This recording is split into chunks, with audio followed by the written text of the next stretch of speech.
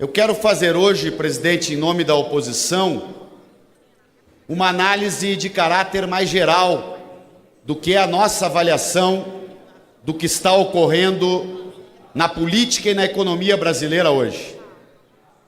Em 2014 se desencadeou um processo de intensa luta política no país, no momento em que a oposição se negou, a oposição à época se negou a aceitar o resultado democrático das eleições que levaram Dilma à presidência da República. E aí iniciou um processo de boicote e desestabilização do país. Uma intensificação da instrumentalização do debate sobre corrupção, uma aposta num conjunto de pautas bombas e na chamada política, deputado Molon, do quanto pior melhor, para agudizar a crise econômica que ocorre internacionalmente, mas para agudizá-la no Brasil e com isto criar um ambiente para a grande aliança conservadora que constituiu o golpe parlamentar que em 17 de abril, numa sessão de triste memória, reuniu aqui a aliança entre o PMDB de Eduardo Cunha, Jucá, Temer, Padilha e outros, o PSDB, os democratas e outros partidos. Este golpe parlamentar quebra a espinha dorsal de credibilidade de um sistema democrático de um país como o Brasil. E isto desencadeia um processo de instabilidade cada vez maior no nosso país. Os motivos deste golpe parlamentar são cada vez mais claros, deputado João Daniel.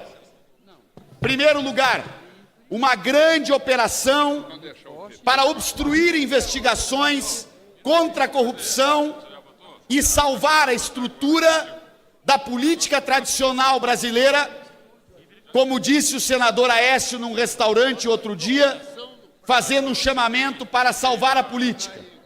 O que o senador Aécio quer dizer com salvar a política?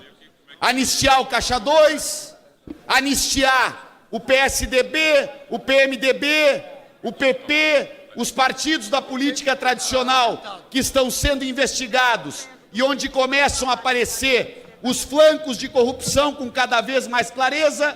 A ideia qual é, deputado Adidamu? Para tudo, cancela as investigações todas e é a chamada opção estancar a sangria. De Temer, Eduardo Cunha, o próximo grande passo desta operação será retirar Eduardo Cunha da cadeia. O ministro da Justiça, nomeado a semana passada, está lá para retirar Eduardo Cunha da cadeia. Escreva o que eu estou dizendo. Ele é o ministro de Eduardo Cunha no Ministério da Justiça. O segundo grande motivo do golpe: reestabelecer a política ultraliberal e de desnacionalização no nosso país. Deputado Glauber, líder do PSOL, a política de desnacionalização está a pleno curso. O polo naval brasileiro está sendo destruído. A política de conteúdo local, que garante empregos no Brasil, está sendo desativada. E os empregos dos brasileiros estão sendo exportados para a China, para Taiwan e tantos outros lugares. E a terceira grande iniciativa do golpe, e essa nós vimos um capítulo duríssimo ontem à noite, dentro, deputado Minho, desta fúria neoliberal, fúria que só foi restabelecida sem votos, porque aqui a decisão do golpe foi o reconhecimento de PSDB, dos democratas, PP, PMDB, de que eles não têm condição de ganhar uma eleição presidencial. Este é o reconhecimento que embalou o golpe parlamentar. E aí, dentro desta lógica de reestabelecer esta política ultraliberal, de concentrar renda de novo e desativar os programas sociais e de distribuição de renda que estavam em curso nos governos Lula e Dilma, há uma espécie de cruzada contra os trabalhadores, uma espécie de cruzada fundamentalista contra o mundo do trabalho, uma cruzada fundamentalista contra os mais pobres. É uma espécie de vale-tudo para atender a demanda de mega empresários, de grande interesse internacional e também nacional. E, deputada Erundina, voltar a concentrar renda penalizando os mais pobres, os mais desfavorecidos. E aí ontem o presidente Rodrigo Maia, que quer terminar com a Justiça do Trabalho, ontem ele deu a primeira paulada.